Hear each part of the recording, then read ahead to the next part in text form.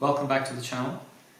The topic for discussion today is, as you can read from the title, it's about loneliness. And I thought I should tackle this subject because I am one of those people who didn't realize that I was lonely, and I didn't realize I had issues until very recently. And to give some context into this, I had a tough childhood and I felt alone and lonely. I didn't feel loved and I wasn't loved, which is all fine. We all go through life and we have different circumstances and things, and we all deal with it and grow up. But as I grew up, I became very independent, very strong, very confident, because these were all defense mechanisms that I had created for myself to deal with the lack of love and affection and emotions and the human connection that I was lacking. So I became really tough and brave and strong and successful as a result, because the world is a tough place and the stronger you are, the better you are at surviving. But I didn't realize that I could ever be lonely. And I was very lucky that I had long-term relationships over the years, and there was always someone very kind and loving in my life who gave me that support as an adult in my relationships. And there were very small gaps between the relationships, so I thought it was just sadness and breakups and then moving into something else. The last relationship lasted for 5 years.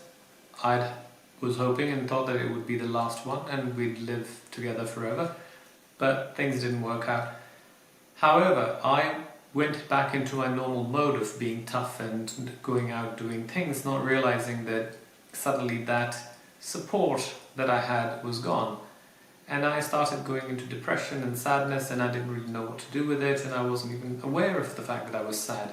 So I then got myself a therapist, because I thought, okay, there must be something wrong with me, because I'm the one who's the common denominator amongst all my relationships, and if they keep falling apart, then I'm the one who's broken, so I should go fix myself before I meet someone new.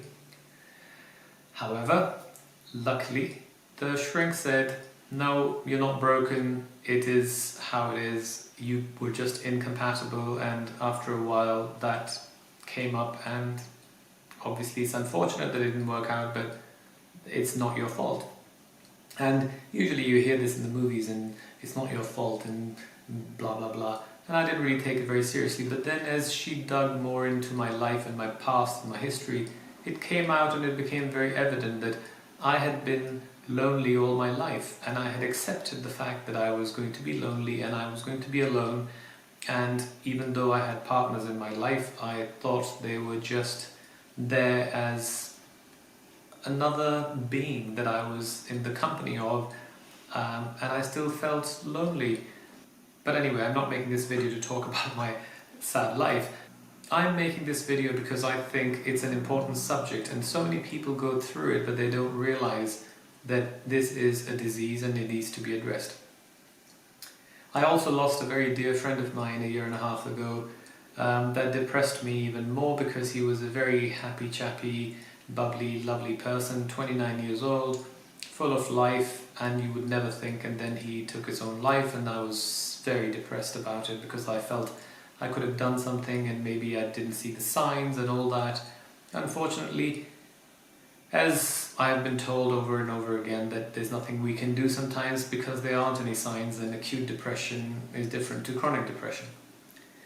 So, let me put this into context a little bit, historically and biologically.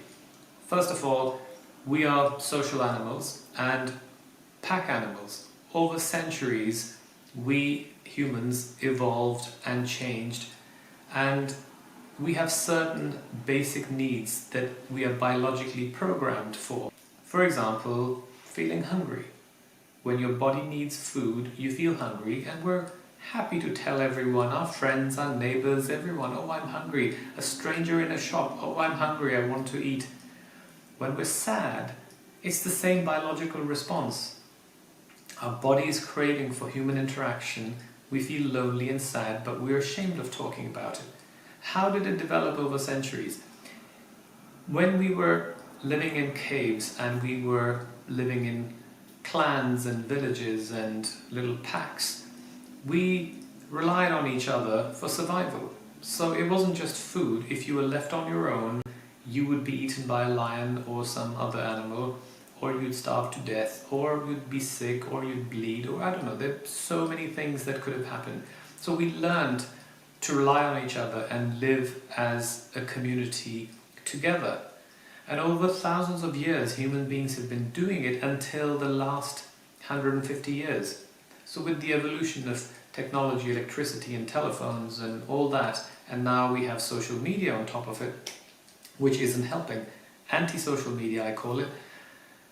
So people have become more individualistic rather than how we lived in communities. We have gone from collectivism to individualism. And if you look at various countries around the world, third world countries where there's a lot of poverty and less technology, people still live in villages and communities, they interact with each other. They may have less, but they're happier and they don't feel so sad and lonely. Whereas in the first world countries, we're all sitting in our castles and mansions and houses and flats, and everyone feels lonely because all we see is pictures on Instagram and Facebook of people. Everyone else's life looks much better than ours, and we assume that they're having a great time and we're not. In reality, if you carefully consider a beautiful picture of a model that you see, this is their job. They are promoting themselves and promoting the products that they use. So when we look at the pictures, they get paid. It's their job. Some of them have to do this 9 to 5, or I don't know how many hours they would do it. And some of them do it in their spare time. Now think about this carefully. You and me as an ordinary person, we have a 9 to 5 or 9 to 6 job. After that we have to look after our family and kids and things. How much time do we have to spare to do this photography and go to the gym? So for those of these Instagrammers or Facebook people or social media people who portray this life that they're doing this amazing job and then they have these amazing bodies, you should question, where is their social interaction? When is it that they find time to spend time with their family or friends? They're working, then they're going to the gym. The day's over. On the other hand, a normal person like you and I goes to work, comes back, collects the kids from school or whatever, you feed the kids, sort out the house, and then you're so tired and you have to prepare for the next day. So you kind of wind down and we end up watching TV, having a glass of wine, sitting on a sofa with other significant others, or could be just on your own. You are losing that social interaction that you would have otherwise had if you lived in a cave or a village.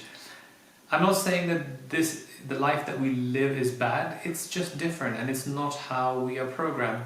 We take 1,000 years of biological conditioning and programming, and then suddenly over 150 years we expect the human race to change. Not going to happen. So people feel lonely and they don't talk about it because our society puts this pressure of you need to be brave, you need to just not care. And the trouble is